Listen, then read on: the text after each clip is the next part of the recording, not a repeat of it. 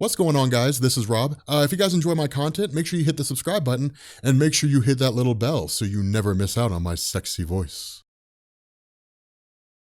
Okay, so we are continuing on with Invincible Iron Man, and it's actually kind of cool. I mean, I'm pretty excited about this because this is basically the return of Tony Stark, but it's one of these things where you can tell that Bendis had somewhat set the stage for what was supposed to come after this. Now, whether or not it was the plan of Bendis to do this and then continue writing and then ultimately jump ship and head over to DC Comics where the ship's not sinking, then we don't really know. Like, we don't know if that's the case or not. At this point, it's just kind of like Bendis set it up for things to come after this. So in reality, it's really kind of like anybody's guess on what direction things going. But initially this picks up really with Parker Robbins. Now, again, we talked about in the last video that Parker Robbins, the Hood, has really kind of been on this campaign to try to take out Victor Von Doom. Now, we didn't initially know why this was the case. Instead, it was basically Parker Robbins kind of reforming this sort of modern day masters of evil, more or less, using some pretty low level thugs and then launching these little, small time attacks against Dr. Doom, only for us to find out that the reason why he's doing this is because his goal is to basically steal the gold in Latveria. That's essentially the goal of Parker Robbins here, is to steal gold in Latveria.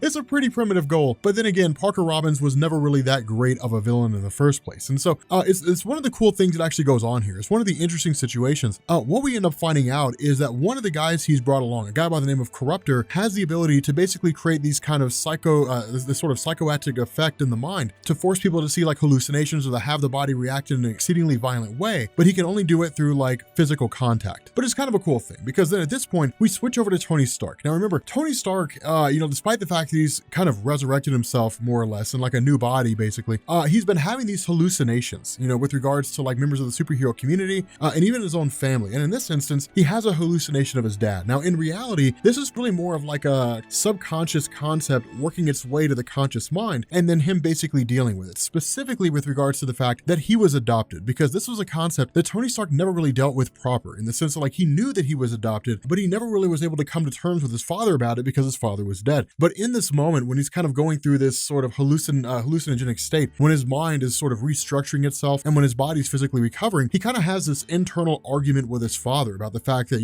well, you never told me I was adopted, different things like that. But a really cool point's made here is that Howard Stark basically says, well, the fact that you're adopted is irrelevant. Like, you're still my son. Like, I raised you as my son. I taught you everything you know. I left you an empire. I am as good as. And in reality, it's true. While Tony Stark is adopted, the fact that Howard Stark taught him everything he needed to know about what it meant to be a man, to be successful, to build on his intelligence, those are the only things that really matter. His father was never in his life. His father was never there to teach him those lessons. Howard Stark was the one who was. And so really, if Tony hadn't been told that he was adopted, everything would still stand. Everything would still be the same. So there really is no difference here between Howard and the actual father of Tony. But the actual father of Tony will make an appearance here in a little while. Now, something else that's been going on here is that Friday has basically been kind of subverting her programming to a degree and going through and like hunting down or trying to trace down the location of Tony Stark, which they were ultimately successful in doing. And it was actually an old shield bunker. So again, kind of hitting back at the old Nick Fury era of comics where he always had these safe houses. But when they get in there, they end up finding the armor that Tony Stark was in, but he's basically outside of his armor now. He's essentially left. And so it's kind of cool because he's out there doing his own thing, presumably trying to find a way to come back. Now, another funny little caveat here, this is kind of wild, is what ends up happening is that while Riri Williams is pondering the idea of walking away because all of her tech was basically taken by Stark Industries by the board of trustees, when she's sitting there basically mulling over the idea of returning to MIT, she's met with the arrival of Blade. Now, apparently Blade works for S.H.I.E.L.D. I have no idea. It's been 15 years since I read a Blade comic, so I can't tell you what in the world Blade's been doing all this time. I mean, I remember him from the movie, and that's it. Like, it's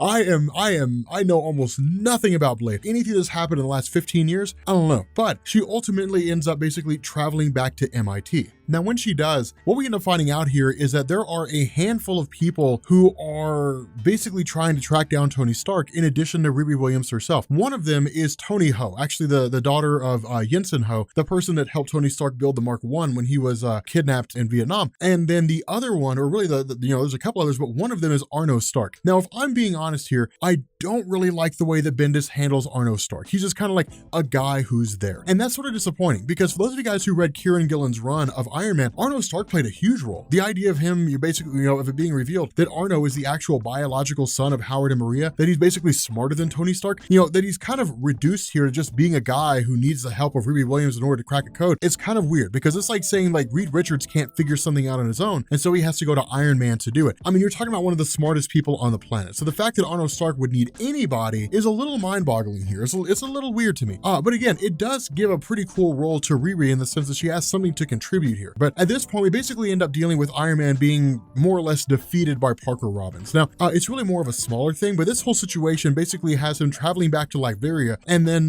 basically Parker Robbins arriving with this huge, army of street-level thugs, basically, and then all of them using their various powers to take down Dr. Doom as Iron Man. Now, it's kind of a funny thing here because Bendis is somewhat playing on the idea that Dr. Doom is, quote-unquote reformed, right? I mean, if this was classic Dr. Doom from like Fantastic Four Annual #2 or #4, whatever it is, he would have just made short work of him. He would have just killed them all, and that would have been the end of it. He would have just been like, you're done. Like, you guys are all dead. But the fact that he's kind of trying to turn over a new leaf, trying to do the right thing, basically means that it's a way for them to subvert his power, to essentially overcome him, and then in turn defeat him. Now, some of it's also because of the fact that there's just so many people there that they just basically overwhelm him. The problem with this is that once they manage to get through, they manage to essentially like break into his armor, he's gone. He's basically teleported out. And so that information is basically gone with him. And so again, it's essentially Parker Robbins kind of sitting around and saying, okay, in order for us to find the location of the gold in Latveria, we have to track down Tony Stark because that's where Dr. Doom is going to go. He's going to go find Tony. And so again, it's kind of like this mad rush. Everybody's looking to find Tony Stark. Now, switching back to Blade, what we end up finding out here is that in this whole situation, what had basically happened is he had gone to Riri Williams and said, a lot of people are looking for Tony Stark, or at least what used to be S.H.I.E.L.D. It's not really S.H.I.E.L.D. anymore after Secret Empire, but it's like a lot of people are looking for Tony Stark. You need to go to MIT because there are people there that will help you find Tony, which of course now we know is Arno and Tony Ho and so on and so forth. But with them basically banding together and then going to seek out Tony, what ends up happening is Friday's software is totally corrupted. She's basically possessed by Tony Stark himself, who literally says, stop looking for me. Like, I have things I need to take care of. Stop trying to track me down. Like, let me go do my thing, and then I will come and find you when the time is right. And so it's kind of a cool moment here. It's a cool little segment to see that Tony Stark, despite the fact that he is believed to have been dead, or at the very least, he's operating on bare bones tech, is still able to outclass almost everybody there. Now, what Tony actually ends up doing is traveling directly to meet his mother and basically say, hey, look, there's a few things that I'm sorting out here. But it's kind of cool because that's the connection between the two of them is pretty strong. And remember, they've only recently met each other. And so it's like the one thing Tony's been trying to figure out is how to get back to his mom and say, hey, look, here's where things stand. Everything's okay. She's kind of freaked out that he's bald a little bit. And he's like, well, I basically resurrected myself in a new body. So, that happens. But what Tony does is also throw her a microphone of sorts and say, like, tell me about my biological father. Now, this is the first real indication we actually get about this. The idea of Tony Stark's biological father was neither hide nor hair. You didn't see anything about it. And even actually like his biological mom here, Amanda, we didn't see anything about that until like International Iron Man. So it was a few years after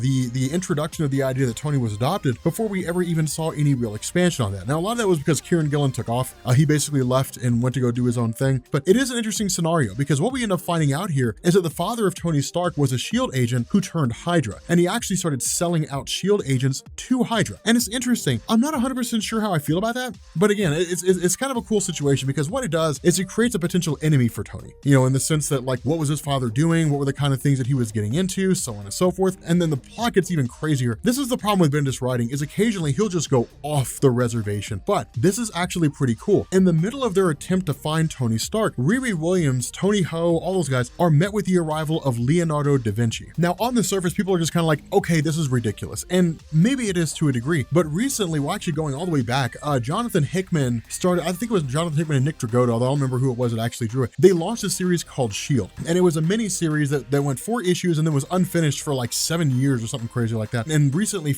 issues 5 and 6 were finished. But that was basically the story of like the origin of S.H.I.E.L.D. And Leonardo da Vinci was a member of a group called the Brotherhood of the Shield, which was the precursor to S.H.I.E.L.D. itself. And so there were a whole lot of things that took place. They were the first ones to fight Galactus. They were the first ones to repel the Celestials. There were a lot of different things that were going on. There was a lot of changing that was going on in the realm of Marvel Comics. And it's a really, really cool story. We might cover it at some point. It's actually pretty awesome dealing with all that history in the Marvel Universe. But again, what we also end up finding out here is that where Amanda Armstrong had basically told Tony, look, like I killed your father. Essentially is what happened. Your father turned out to be a Hydra agent and I killed him to protect you. We we end up finding out that his father's actually alive. And it's cool here because, again, what this means is this could play a very, very, very big role in the life of Tony Stark, tracking down his Hydra agent father. Now, this also follows up with Tony trying to make amends and trying to fix things, essentially, by resurrecting James Rhodes. Now, with James Rhodes being brought back, with his mind essentially being downloaded into like a new consciousness of sorts, things just kind of pick up as if they never stop. In the sense that like James Rhodes essentially has all the memories of everything that happened, even the fact that he was killed by Thanos. But what we also kind of end up doing is, with James Rhodes being resurrected, it's a chance for him and Tony Stark to meet, but for Tony Stark to also sort of get him back in gear, get him ready to be War Machine, and then we switch back over to Leonardo da Vinci. Now, the fact that Leonardo da Vinci helped to establish S.H.I.E.L.D., he kind of gives us a sort of backstory and simply saying that like he's been watching from the shadows the entire time. And where S.H.I.E.L.D. was basically corrupted, where it was essentially brought down by Steve Rogers, and where S.H.I.E.L.D. had kind of grown into this sort of unwieldy, giant, massive intelligence organization that could have presumably brought everything crashing down, which ultimately ended up happening in Secret Empire, that S.H.I.E.L.D. did not maintain its original charter to be a protector of all life on Earth. That's really the original basis behind its formation by Leonardo da Vinci and a handful of others. And so because of this, da Vinci has kind of gone back and sort of reworked what S.H.I.E.L.D. is supposed to be, not in the sense that he's recreated it, but in the sense that he's kind of making something akin to it. But it is kind of cool because like Miles Morales, for example, is brought in. It's really kind of like a veritable who's who of people who have dealt with Iron Man or who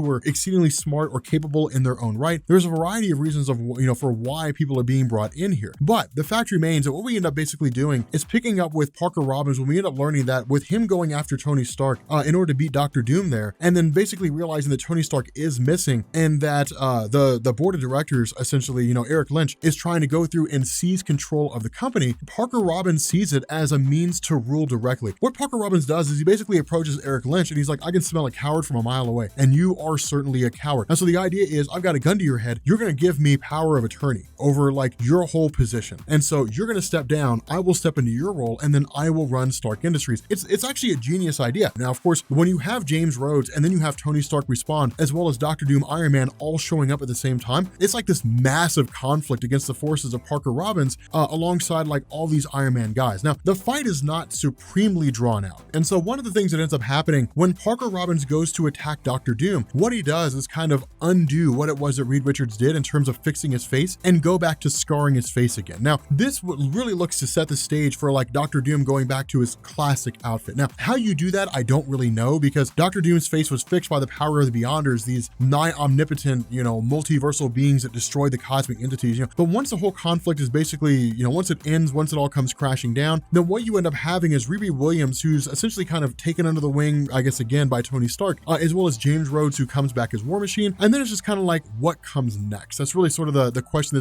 that's lingering here, is what's going to happen after this? Now, of course, also Dr. Doom's face is all scarred to pieces. So again, this whole idea that he's going to go back and turn into, Victor Von Doom again, especially because of the fact that he's essentially rebuilding Latveria, setting things back to rights, returning to the role that he's supposed to be. Again, it's very much been just kind of, wrapping up these loose ends from the story as it's existed since the beginning of All New, All Different Marvel, running up to the modern day, as well as bringing Dr. Doom back to the original Dr. Doom. So again, it's one of these things where Marvel's setting things back to the classic way, to the way that they used to be, the way that they've been doing it for 60 years, going back to the same old thing. So, it's kind of got a mixed reaction. For me, as somebody who's been reading comics for so long, it's the same old thing I've been seeing before, which actually takes me away from being interested in it. But for the new person, it's all new to them. It's all like, I've never seen anything like this before. So it's kind of it's fresh stuff for all of them, for all you new guys. So, I'm kind of curious. I mean, what's your all's take on this? Like, are you guys in favor of like the new direction of things, telling new stories that we haven't seen before? Or are you guys in favor of the classic things and just kind of rehashing older stories in different ways? But with that being said, we're going to bring this video to an end. If you are new here to Comics Explained, make sure you guys hit the sub button to become part of the Rob Corps. If you guys enjoyed this video, make sure you drop a like, and I will catch you all later.